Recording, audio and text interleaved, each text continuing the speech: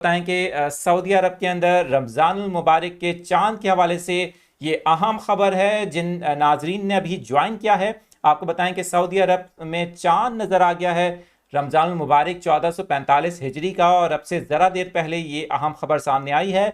Saudi अरब में कल पहला रोज़ा यानी कि पीर के रोज़ पहला रोज़ा होगा और इस वक्त ज़ाहिर है कि तरावी की तैयारी की जा रही है।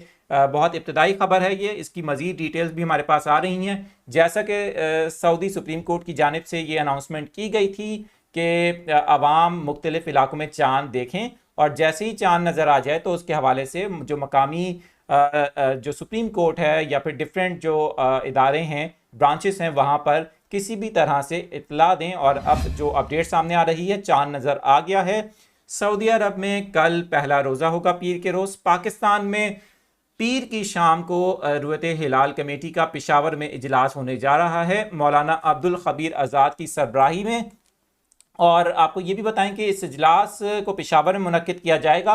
पाकिस्तान में कभी इम्कानात हैं अब के मंगल को कि हम कह सकते हैं कि मोर देन 90% इस वक्त जो चांसेस है पाकिस्तान में पहला रोज़ा अब मंगल को हो सकता है।